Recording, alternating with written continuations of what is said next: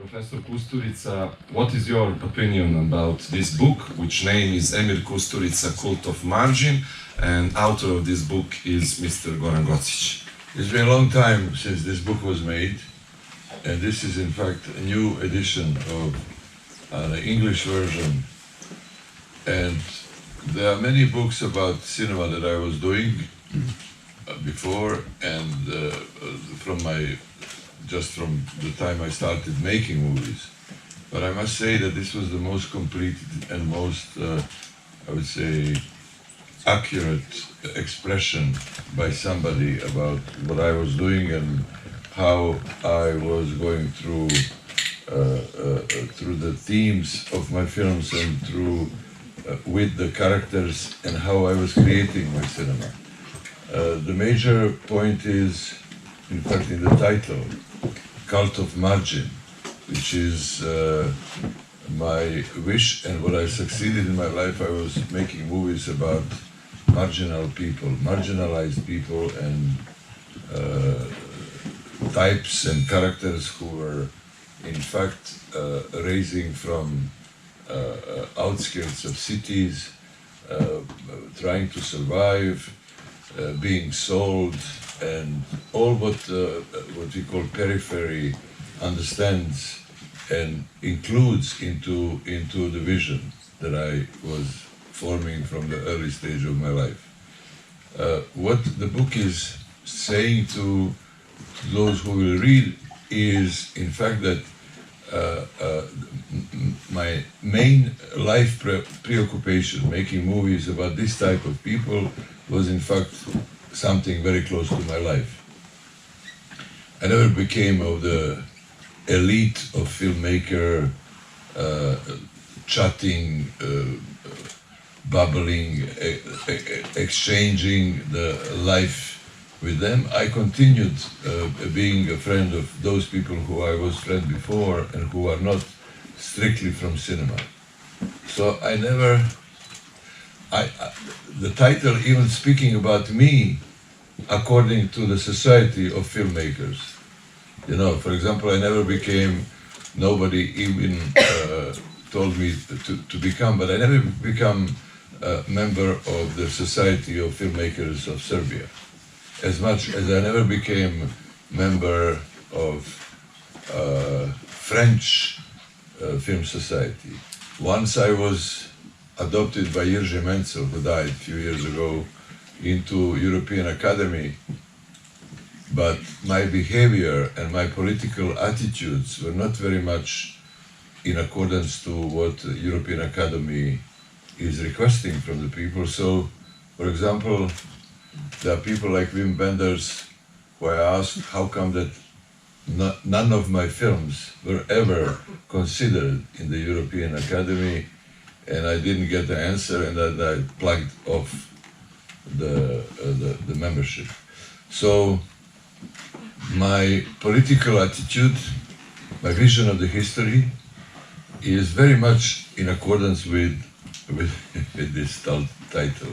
As much as I was devoting myself to these people who are on the margin, I have became one of those, because I'm not part of any mainstream. Even some movies were more than successful, even in cinemas, but I have never became a part of this society, high-level filmmakers around the world, which is just endorsing the title of the book. So I was very much out of those who generated the ways that cinema will go. Even some people were inspired with what I did. And I must say that my authentic reaction to the world and how I react on the just, unjust world, how I react on certain phenomena that are just going on, made me stay out of this. Thanks to the fact that I'm living in the free Serbian mountains. I say free Serbian mountains because I don't think Serbia is as free as people believe. I live quite sovereign life, as much as it's possible, because I was playing music and making enough money to build this small village or big village in the last 20 years. I have made a couple of movies in the last 10 years, and I'm preparing myself to do, my next step will be to finish the novel based on Dostoevsky, but also to make a movie based on the Gogol's work. The difference in between what I have to do and what is my attitude of staying out of mainstream is, this is very similar like Gogol's literature. He either speaks about high-level society, like in the Dead Soul, or even he speaks about people who live on the outskirts of not what is called Ukraine, but what used to be called Malorossiya, small Russia. And I will try to reconstruct something that is close to everything I was doing in my life, which is devoted to the people whose life is in the centripetal, not centrifugal place of society. And I hope that I'm going to be able to make it as much as passionate as I was doing it before. Thank you, Professor. And please, Mr. Gocici, tell us something about your book, about your first edition, which was in English. And please explain this title, Cult of Margin. I think Emir did a good job with explaining, and I don't have anything to add. But first, I like also to thank Emir and everybody here, and the hosts of this festival. I really feel like here, I feel at home here, which I can't say for most festivals I've been. You know, big festivals, you tend to lose yourself there. You know, in Cannes there are like 5,000 journalists. So you become insignificant there, and here it's like maybe it sounds like a phrase, but it's like one big family, and I really feel it. So it's great pleasure to be here. I really mean it. It's the second time that Emir is on stage with us, and I tremendously enjoy listening to him. More than I enjoy listening to myself. I think he became some kind of clairvoyant, you know, like this wise old man you find on Mount Athos. My friend Alexander is traveling today to Mount Athos, so have a good trip. Thank you. But the wise people are here as well. You know. So let me answer the question about the book. It was like in a movie, you know, friend of a friend had an idea to start a small publishing company in England, and I was living there at the time. It was late 90s, and we were introduced, and these guys had tattoos. They didn't look like proper publishers, so I was really suspicious about them. And they were suspicious about me too, because English is not my native language, and I was supposed to write a book in English. So we were looking at each other like over the table, you know, you are going to do it, you know. And it turned out at the end that we both did a good job. You know, this publishing company is called Wallflower Press. It surpassed BFI at one moment. You know, BFI is a big film publishing book from UK, and eventually it was sold to Columbia University Press, a big American publisher. So they did really good job publishing. I think they had between last time I checked, it was more than 100 titles, all about cinema, and mine was the first book of this company. And it turned out I can write in English. So so I surprised them too. And it was the most successful of all their books actually, this one. We get really good reviews. It's on curriculums of many universities. You could find it all over the world, mostly in academic libraries. So yes, I'm really happy about it. So there was one instance that I can tell a little story. Where did you say you could find it? In academic? In libraries which are attached to universities, so academic libraries. So it's all over the world. Very happy to hear that I belong to this kind of intellectual cycles. Yeah, well, yes. Yes, it was academic publisher, and that was their ambition, really, to penetrate into that world. But I think I added a little bit of journalistic approach to the writing. You know, I had these intro titles which were really journalistic, and I retold anecdotes and so on and so on. And I consider this world like I suppose Emir you do, a little bit stiff and sometimes even boring, and too stuck with academic rules and stuff. So I flatter myself that my book is a bit apart from that. I think it's more interesting to read than the usual academic book. What I was about to say? Yeah, there was this editor. His name was Del Cullen. They introduced us, and this guy was like he didn't have one tattoo like my publisher. He was all in tattoos, even on his hands. Really kind of prison-like tattoos. So he didn't look like proper editor. And they told me, no, Del is great. He's a writer. He's gonna do a great job and stuff. And I asked him, did you publish anything? He said no. Did you write anything? Well, I wrote several novels, but they are still in my drawer. Eventually, this guy did a really great job editing my book. So it was a lecture for me not to judge by appearances. Because Del is probably the best editor I've ever had. He perfectly cleaned out my digressions. I'm really prone to digressions when I write. So really cleaned out, we put them all in notes, and the book had this perfect flow. And it's thanks to this guy, Del.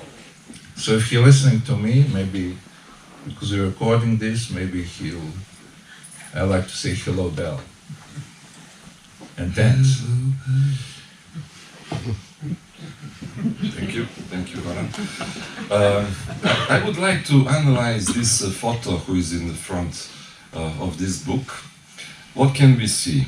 We see Emir Kusturica is shooting the film. I think it's Life is Miracle. And behind him is fog. And what is a fog? Fog is a cloud. I think fog is a cloud scientifically. Fog is a cloud. Ah, okay, see. I like to be scientific. You're getting academic here. But yes. Yeah, it's important to get this level of...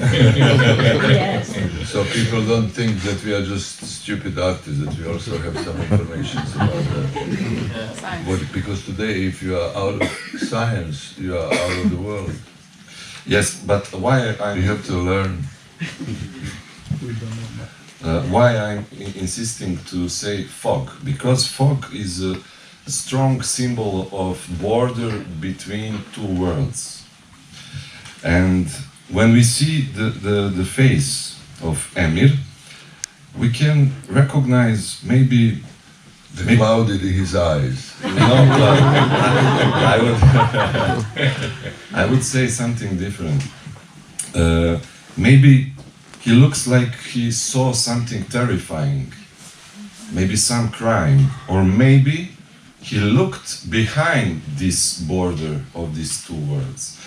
And please, Professor Kusturica, just please, just with me, just science. I'm in love with science today. Metaphysics. Science. I want to discover all as deepest as possible through the protocols of science. What a pity. I'm joking. What a pity. I want to make them wake up a little bit because, I used to. What is the role of directors for your opinion? Artist, cinematographer, actor, mainly director, are reconstructing the life from putting events into sequences. I will tell you how I discovered this. When I was doing my second movie, it was long and it was exhausting, and I had a what I call depression. Even I think everybody today is depressed. In just a few moments of day you are not depressed. But anyway, because you don't have enough light, especially in these mountains. So, being depressed, we stopped the shooting and I went to a psychiatrist. His name was Radmilo Jovanovic, and he was a clinical psychiatrist in Sarajevo, the most important one. I came to him exhausted, all like, looking almost like Dostoevsky. And I came to his office. He asked me, "What's up with you?" I said, "Yeah, I'm really exhausted. I cannot go anymore. I don't know what to do, how to do." He said, "But okay, what kind of movie you do?" I said, "I made one film about the family, communists, all of this. And then I started making a movie about what our people know, what was Inforbiro. It was 1948 when Tito split with Stalin. A lot of people went to Gulag, Tito's Gulag. But it was not famous on the West because on the West they don't like anything that is connected to whatever. So Inforbiro never became, this Gulag never became famous on the West because they always calculated it's not bad if some Stalinists go there. And I said, I'm doing a movie about the period of Inforbiro. The psychiatrist was looking at me, Radmilo, and he said, "You're doing a movie about Inforbiro?" I said, "Yes." So the doctor started crying. And apparently all my body got engaged to make a man not to cry. I said, "Mr. Radmilo, but you don't have to cry. He said, "No, it's not possible." So as much as I was insisting, that much he was crying. But apparently I started telling him the story from the movie, and as much as I was progressing, less he was crying. What happened?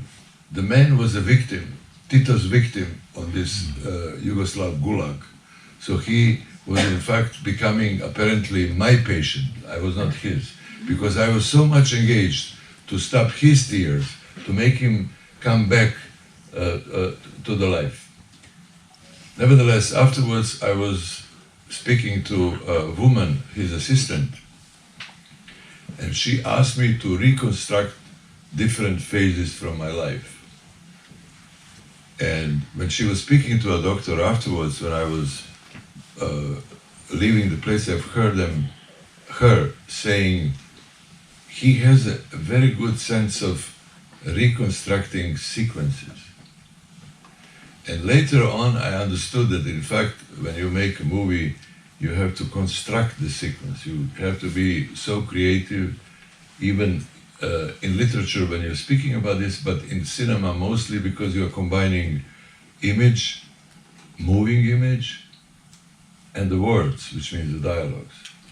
So in fact, my first meeting with the shrink was opening many chapters of better understanding what I was doing even with 2 movies before. And all my life afterwards, I was feeling that I'm becoming this academic person who knows many different things and how to explain them. But mainly I was, for everybody who makes movies, I think it's very important, or theater or scenic art, the most important thing is when and how you recognize you made a good sequence.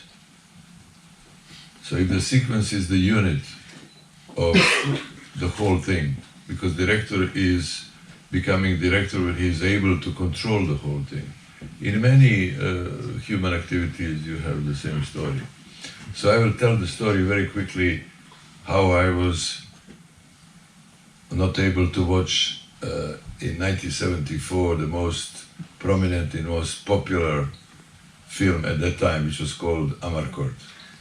You know, I was a student who left Sarajevo in 1977, and it was very funny, like in your book, very tragicomic. I had one big bag which was, in which my mother put all my belongings, everything that I had, and in the moment when I stepped into the train, it was apparently broken.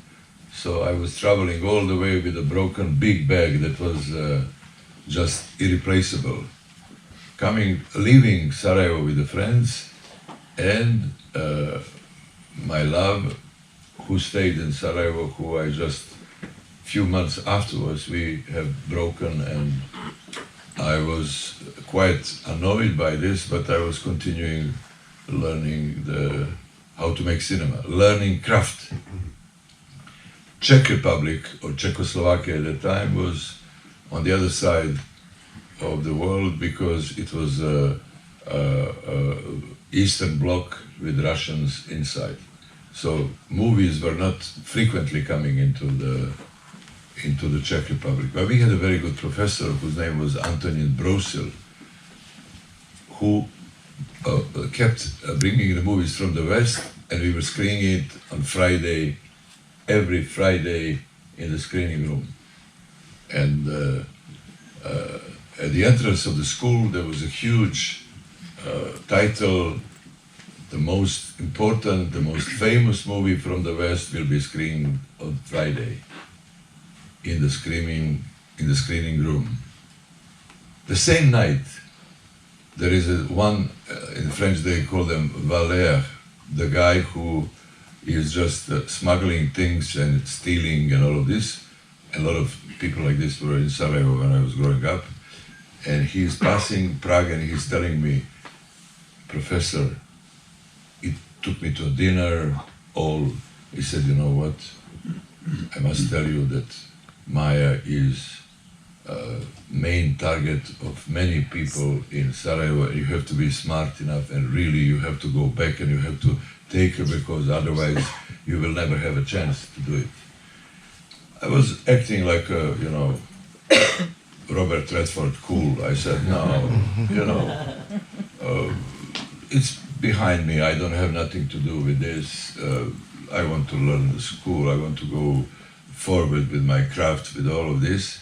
And when I went to my room, I started thinking, my God, what should I do? Do I go to the screening, or should I go to Sarajevo to see if this is really the truth? On Thursday, I make decision, I jump on the train goes from Prague, Budapest, Zagreb, Belgrade, another train, Sarajevo, and I bump into the bar where I used to be and used to go with Maya. There was a bar woman who, it was very cold, like usual in Sarajevo, and there was an electric heater that I set on, and she said, you didn't learn too much in the big world, you cannot sit on this. But I said, do you know if she is coming from time to time? She said, no. But I could tell you that there is a man who very much indeed is Maybe just Maya. around her. And Maya calling. Maya is not calling. And he tells me, go to the pastry shop and you will find the guy and you will see her eventually. So I went to the pastry shop, I started ordering cakes, eating cakes, eating. Even I was puking afterwards, coming back. And nobody's coming. Neither a man, neither Maya. And the owner, who I didn't know, Mr. Nicola, the pastry shop was called Jadranka shop. He told me, you are Kusturica. I said, yes, I know. Your father and myself, we were in the same room after getting infarction. Tell to the father, does he drink? I said, he drinks from time to time. I could say, yes, he drinks. It's not good for infarction. I go back home and I meet my father again, and I said to him, I was in this pastry shop and Mr. Nicola is sending you regards and asking, do you drink? And I said, you know what, it's not good to eat too many cakes if you have infarction. No Maya, no meeting, train, Belgrade, Budapest, Zagreb, Budapest, Prague, coming to Prague.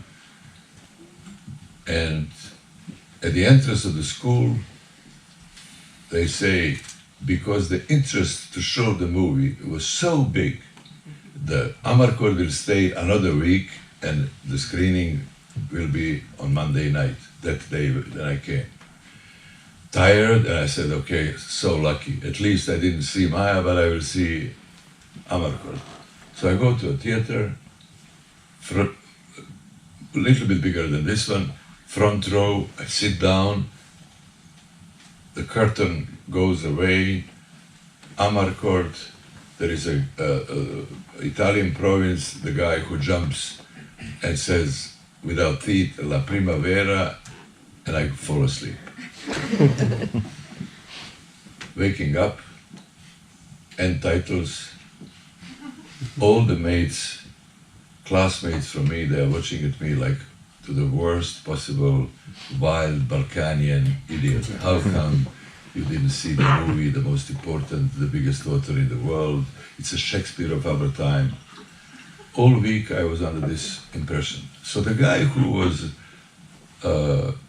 going to Berlin to take things, he's coming back and he takes me to dinner. He said, you know what, I spoke to Sarajevo, there is a friend of hers who she told me on the phone that she knew that you were coming, but she was not able to see you, but she's crying, she wants to see you, it's really in love, please go there because you have to make it, you don't let such a beauty go away from you. Screening on Friday again, it's Wednesday, I have to make a decision, to go to Sarajevo or to go to see the movie. Thursday night, I make a decision, early in the morning, the train goes Prague, Budapest, Zagreb, Belgrade, Sarajevo. I bump into the same bar and trying to be very discreet and ask, did you see her, was she coming? Everybody is now on Jahorina, it's big snow. So I asked the father to give us the Volkswagen that we had. 4 of us, we go to the mountain, big snow, I go from one place to another, no Maya. We start drinking and one of our friends is just lost in the middle of the night. So we spend the night looking for him and finally at the dawn we found him in one of the valleys, almost frozen. We took him into the car, we come back to Sarajevo, it's Saturday, I have to go back, I didn't see Maya again. And I put myself into the train, I go to Belgrade, Zagreb, Budapest, coming back to Prague. At the entrance of the school, it says, since the interest of the watching movie is enormous, and then there was a friend of mine who said, you know what, you have to go and see this movie finally. So I'm ready. I go to a theater, I sit down, front row, curtains go away, main title, Amarcord, the clochard who is jumping and saying La Primavera, one woman is putting just the clothes to dry out on the air, and I fall asleep. Waking up, despise me. They don't want to watch me. They see the guy who is so tired and absolutely laying down, and and they don't talk to me. By the way, this was a good period in which I finally made my first short movie, which was, they said it was good. I don't know if it's good or not. But as a student of Prague, I'm coming back and we all go to Mljet, which was one of the most frequently, I would say, most frequent touristic islands in the Adriatic Sea. So we all go there, and there is a guy, friend of mine, who said to me, you know that Maya is on the island. By accident, or by the law, I don't know. And I say, who cares, you know, I don't care. Now, we are meeting each other finally at the main cafe bar in the center of the city. And we are sitting and we are silent, nothing to say. You could just hear the cup of coffee, sugar, and watching from time to time each other. And after the pause, she asked me, did you hear that Federico Fellini made a beautiful movie? It's called Amarcord. Did you see it? I said, who didn't see Amarcord? And after this, we went to, in September, to Sarajevo, to the place called Romania, a theater, and we watched the movie. And after half year, we got married.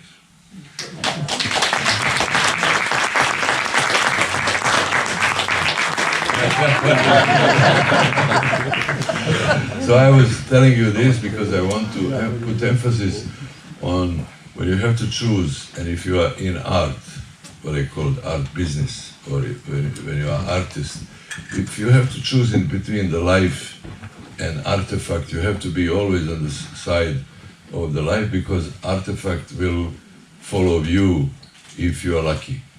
Yes. Yes.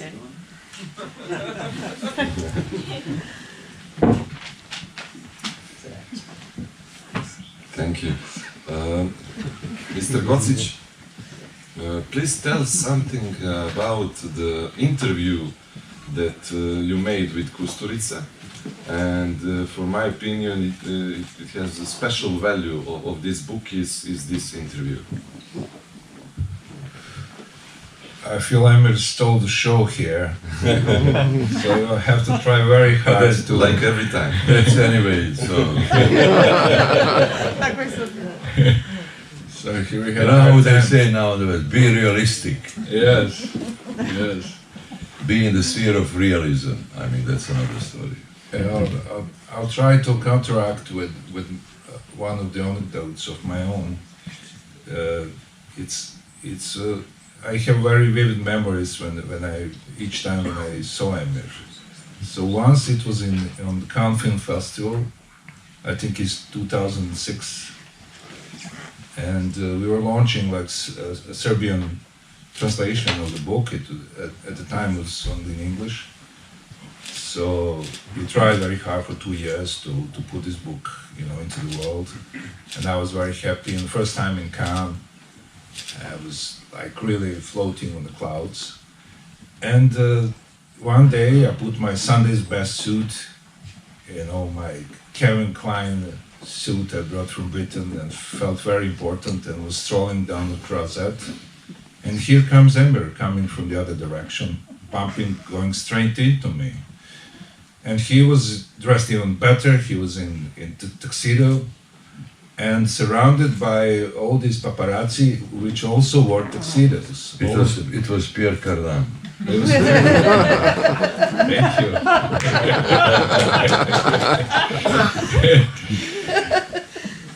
See, God, there he is, and he was at that time. I think he presided on the jury in Cannes. So Emir is really big in France. I probably know all of that. So we met in the middle of Croisette, and we greeted and embraced, and paparazzi were clicking all these, flashes were you know, everywhere. And I felt really, for 1 second, I really felt like a superstar. And the moral of this story, you know, it's like people, you know, send me photographs of me with the red eyes and my bad teeth, and I'm looking really flabby on them, you know. And I never got these photographs, you know. So I wonder where are these photographs in real triumphs that, you know, that we are missing. So I have really a couple of instances in my life that really I want photographs from this instance and said, look what I've done. But alas, it's not like that. Sorry, this story doesn't add up. It doesn't entertain like the story you just heard, but Emir is more like known. life is difficult. Yeah. La vita è molto difficile. Sì, certo. And I also have a thinking on my own what Emir said about structuring and about the sequences. I found it really true that, for example, I ventured into writing novels like 10 years ago. I wrote 3 of them, and usually the storytelling and writing, it takes a relatively short time. It's over in a couple of months. But then the other time of the remaining 2 years that I use to write a novel is making this sequence. It's really, you know, trying to find the right sequence of events and, you know, which event comes first, which comes second, how do I end the thing. So the structuring, it's really the secret of, you know, movie making or writing or everything which has dramatic structure. So I find it really true. And what I found out recently, I was in one workshop that, you know, most of the people were amateurs. It was a workshop for painters, and I'm amateur painter, so I attended it. And at one point we were making short movies on the phone, all of us. And I realized also that the most critical thing about structuring is ending. So many amateurs can do the sequence, can begin very well, can even develop very well, but the critical stuff is to end the thing. It's the most difficult thing to do. And I find this watching movies here also, when I watch student movies, that the most difficult thing is to put the right ending. You know, it's easy to enter the tower, but it's difficult to exit. Exactly. Yeah. But you know, when you say sequences, I go back to this first meeting with the shrink. Artist, regarding my feelings, not my knowledge. After this meeting, artist is the one who is a patient and at the same time also a doctor. If you are not on the both sides, which means if you are deeply inside the structure that you imagine, which is not visible, and at the same time you have to be cured for something that has to bring you to the end. Milos Forman, my great friend who brought me to the States to teach students all of this, was always saying everybody could make a good beginning of the movie. In order to structure the middle, you have to be a smart guy. But if you are an idiot, you will never end up good movie. So it's like again, question of structure, question of type of narration. Type of the power to go experimental way, to go the way that nobody expects, but somehow you see. If you see Tarantino's movies, you like it or not, ideologically they are very devastating, but formally they are very, very well structured. And that's what made a modern art.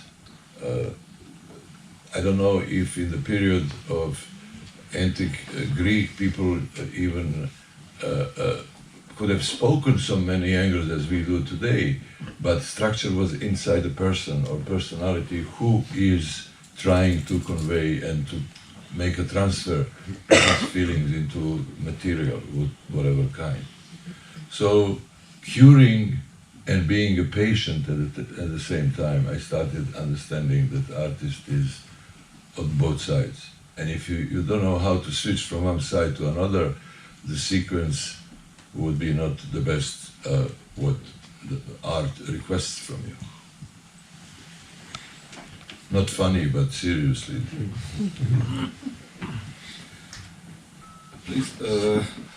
They told us we have 40 minutes here, so is it possible to extend a little bit? Because I would like to give chance to people who give us, to ask us questions, if you probably there are some.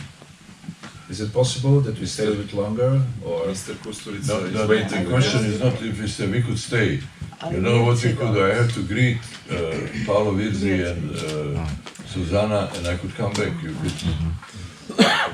So Sure, let's do that. what you will see is not what happened. I'm not going to be with you next week. And you imagine me here, and when I come back, it's like nothing happened. A moramo ići mi. Ćete vi Isto neki, da dočekamo Virzija. da dovedete Virzija ovdje, da se izgrlimo. To je najbolje ideja. Šta je bilo? Je li došlo? Za koliko? Pa ja mislim da je jedno 40 minuta. Dolazi? Da. Pa čovječe, ti si... Znači nema ovo ništa odlazi.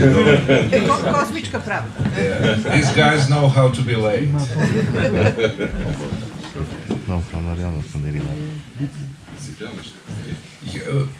What I wanted, as I announced before, what I wanted is to digress. You know, what inspired me here is the story of Info Bureau, but I'm not sure you want to hear that.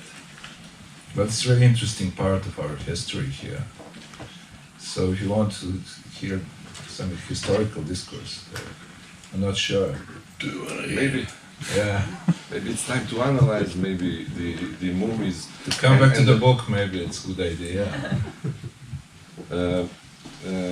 Goran wrote one great analyze about motive. Analysis. Analysis. Sorry, my English is very good. Your English is very good, but sometimes you need help. Thank you. That's a cult of margin. Alessandro parla italiano. Un po', no. And we can see that motive that Kusturica used almost in every film is wedding. I think only in Sjećaš se Doli Bell there is not exist wedding like the motive. But for example, Crna mačka, Beli mačor, whole film is a wedding. But this is my commercially most successful movie. That's why, because there is lots of wedding. You know, Serbia is, if I could add, Serbia and Serbs live in the territory where everywhere cathartic moment, including wedding as the main one, but no enough kids afterwards. So, in fact, it was my contribution to make better demographic state in Serbia. As many weddings as possible. As many young people as possible. So this is my special way. I told you in the beginning that I'm very special when the science is concerned. Can I come? Can I interrupt a little bit? Just We always. when the science is concerned, I think we in 1992 Serbia had a negative. How's it called? Mortality rate. Yes, yes. It was the year when it switched. Before that, we were okay, 1992, and I think in Balkans we had the worst figures in that. Only Bulgaria is in front of us. So this is the science interpolation. Please go on. Oh no, it's like the whole world is messed up with how many people are born, how not. What I wanted to say, which is connected to the population, I think we are living under the spectacular media lie, which is transposed by media liars, that planet is overflown with the people. I think we have less people than we need. If you fly by plane, you could see how empty is planet Earth. And the human species are ready to live in any place. Wolf from Mokra Gora cannot go on Mediterranean Sea. Bear too, but people could live anywhere. And just to introduce you how much they lie about this, there is one Serbian mathematician who made a great score. He calculated that Istrian Peninsula, which is the smallest peninsula probably in the Adriatic or other European seas, you could put all people from the planet if they are distanced 2 meters from each other. So this is the truth. But by the way, so we are having 8 billion people on the planet, and planet is still unpopulated. Must be, or could be, that people from another planet have intelligence service here to lie us, and they might want to change our planets for theirs. Otherwise, as a scientist, as a man close to the science, I cannot understand it.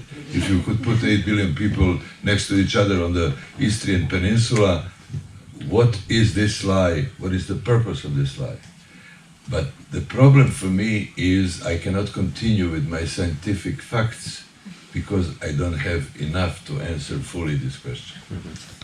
You know, I'm scientist amateur, but I see the things.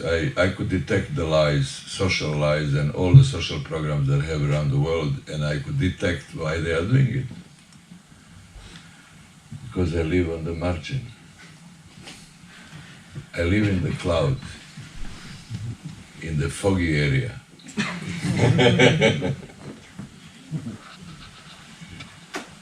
Maybe they could ask questions. No? Yes, of course. Yes, we have questions. I have 2 questions. You could ask on Russian too. Oh. You speak Russian. I can speak Serbian if you... Serbian, why not? Okay. Є одне питання за містера Гоцича. Maybe it's better that if Microphone. yeah, tell us in English. Oh, I Give can... us in English so the others can understand the question. Okay. That's better. Not. In English. Yes, please, in English. It's better. Mr. Gocic, what is the main wise advice for us journalists? What should we do when we make an interview with press? Great. I could answer this question. Don't ask me for the interview. I'm doing interviews for 40 years of my life, and I'm just watching people on the other side of camera who are prepared to do something because they are lazy to do themselves. You could write all what we could tell you because you know what we think. And now I'm sitting and somebody is asking me a question, I'm answering the question, he's asking the question, I'm answering the question, and what? Intelligence service knows more about me. Catching my thoughts, putting me into the shells, and knowing what I could have made as a secret. So you could answer also, what should I do? Yeah, I'll try. Bring the Kalashnikov and then... Oh no.